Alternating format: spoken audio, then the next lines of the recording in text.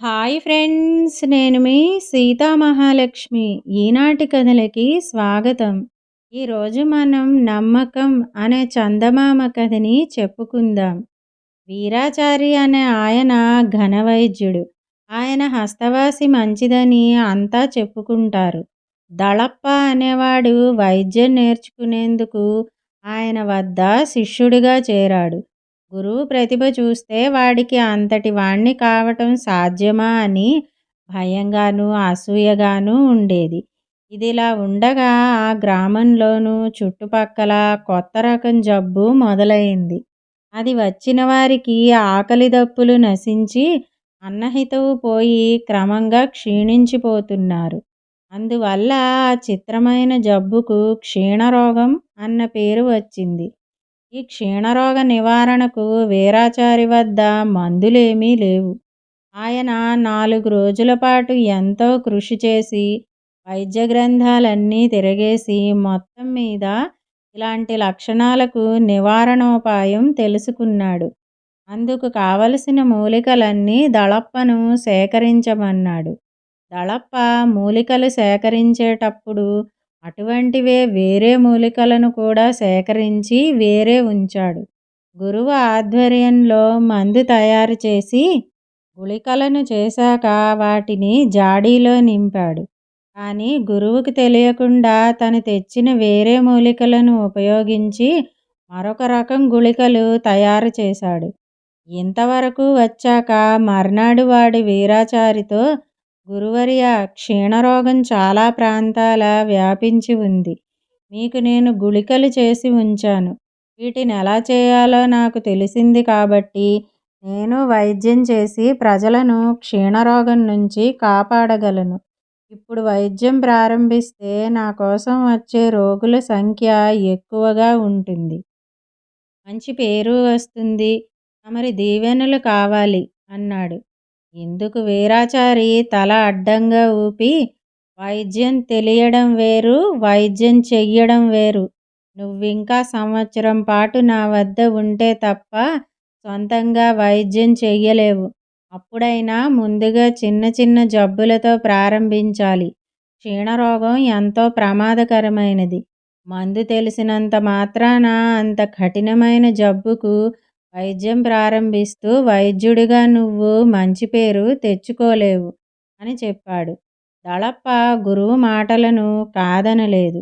కానీ క్షీణరోగం ప్రబలంగా ఉండడం వల్ల వైద్య వృత్తి ప్రారంభించడానికి అదే అపూర్వ అవకాశమని, మళ్ళీ అలాంటి అవకాశం రాదని ప్రాధేయపడ్డాడు.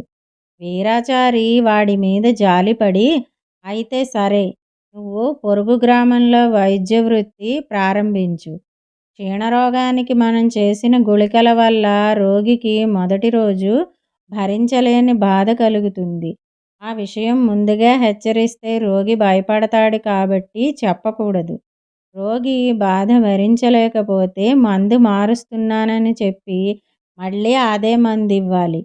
రోగికి 10 రోజుల పాటు రకరకాల బాధలు రావచ్చు. అయినా రోగిని తృప్తిపరచడానికి మందు మారుస్తున్నట్లు అబద్ధం చెబుతూ అవే గుళికలు ఇస్తూ ఉండాలి. 2 వారాల్లో వ్యాధి తప్పక నయమవుతుంది. అయితే అంతకాలం నేర్పుగా, ఓర్పుగా రోగులను ఆకట్టుకోవాలి అంటూ చిట్కాలు చెప్పాడు. ఈ వింత వ్యాధికి మందు ఉన్నా కొత్త వైద్యులు రోగులను ఆకట్టుకోవడం కష్టం. అందుకని దళప్ప ఒక ఉపాయం పన్నాడు. వాడు బయలుదేరే ముందు అసలు గుళికలను తను తీసుకుని నకిలీ గుళికలను గురువు వద్ద ఉంచాడు. నకిలీ గుళికల వల్ల రోగులకు వ్యాధి నయం కాదు. అందువల్ల ఆయనకు చెడ్డ పేరు వస్తుంది. క్రమంగా తనకు మంచి పేరు వస్తుంది. ఇలా ఆలోచించి దళప్ప పొరుగురు చేరుకుని క్షీణరోగ నిపుణుడిగా తనకై తాను చెప్పుకుని వైద్యం ప్రారంభించాడు. ఆ ఊళ్ళో జబ్బుతో బాధపడుతున్న వాళ్ళు 100 మందికి పైగా ఉన్నారు. కానీ వాళ్ళల్లో 2 మాత్రం దళప్ప వద్దకు వైద్యం కోసం వచ్చారు. వాడిచ్చిన గుళిక మింగగానే మర్నాటికల్లా 2కి భరించలేనంతగా కడుపు నొప్పి వచ్చింది. దళప్ప రోగుల ఇంటికి వెళ్ళి భయపడవద్దని, మందు మారుస్తానని, ఎలాంటి ఇబ్బంది వచ్చినా 2 వారాల పాటు తన మందు భరించమని, అప్పటికీ తన వైద్యం పనిచేయకపోతే ఊరు విడిచిపోతానని నచ్చజెప్పాడు. రోగులు సరేనన్నారు కానీ రోజుకొక రకంగా వాళ్ళు బాధపడుతుంటే ఇంకెవ్వరూ దళప్ప వద్దకు వైద్యానికి రాలేదు. ఈలోగా పొరుగురి వీరాచారి క్షీణరోగానికి వైద్యం ప్రారంభించినట్టు ఆ ఊరుకు కబురు చేరింది. వెంటనే కొందరు వీరాచారి దగ్గరకు ప్రయాణమైతే దళప్ప వాళ్లను వారిస్తూ, ఆ వీరాచారికి కూడా క్షీణరోగం విషయంలో మాత్రం నాకంటే ఎక్కువేమీ తెలియదు, అక్కడికి వెళ్ళినా ప్రయోజనం ఉండదు అని చెప్పి చూశాడు. అయినా వీరాచారి వద్దకు వెళ్ళదలిచిన వారు వెళ్ళనే వెళ్ళారు. రోగం నయం కాకపోతే వాళ్లకే బుద్ధి వస్తుంది అని దళప్ప తనలో తాను నవ్వుకుని గుళికల విషయంలో తను చేసిన పనికి మనసులోనే మురిసిపోయాడు. అయితే వాడు ఊహించిన దానికి భిన్నంగా 4 రోజుల్లోనే వీరాచారి వద్దకు వెళ్ళిన వాళ్ళు క్షేమంగా తిరిగి వచ్చారు.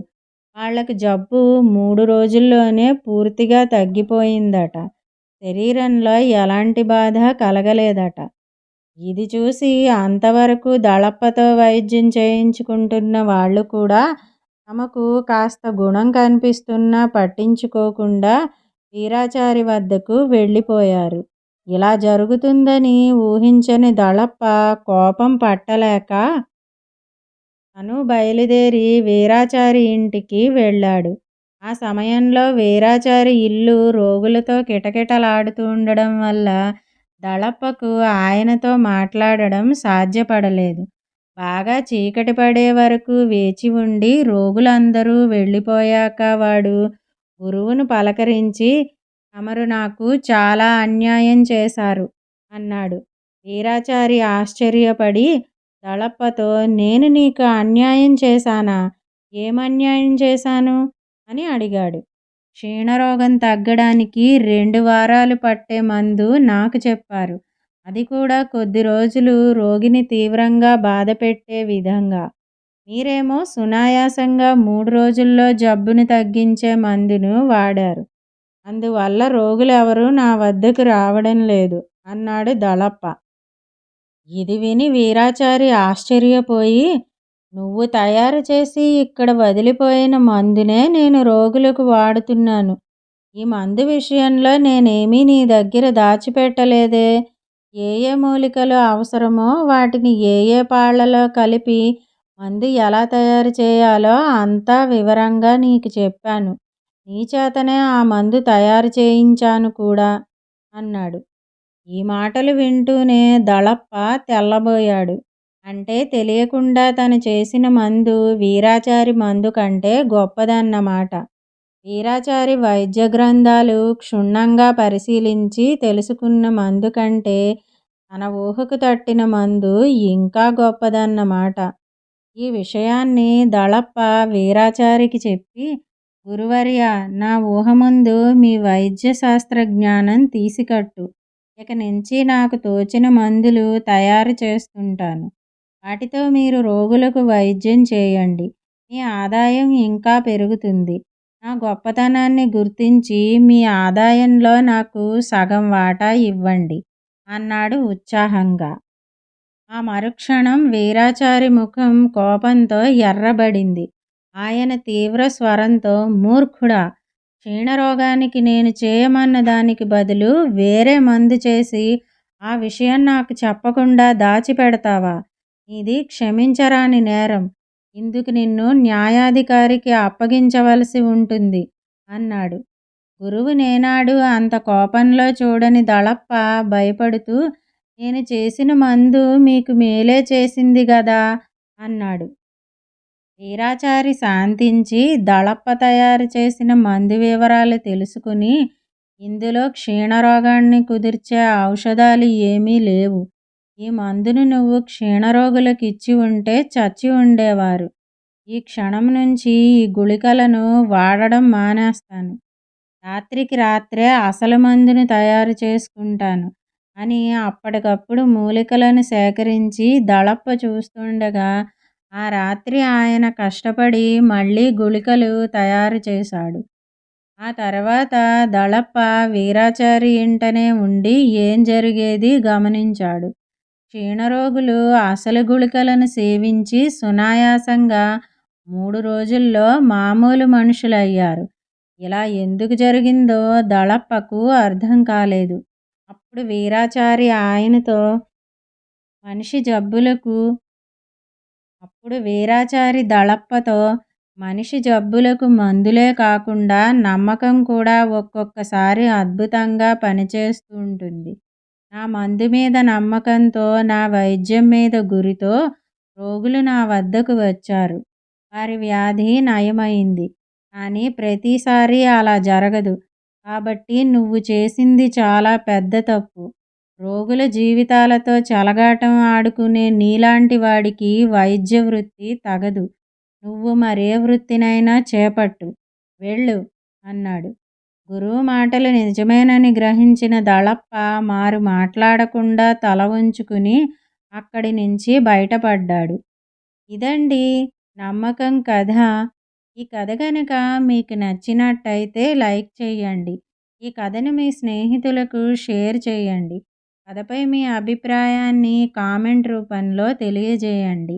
మరిన్ని మంచి కథల కోసం మా ఛానల్ను సబ్స్క్రైబ్ చేసుకోండి.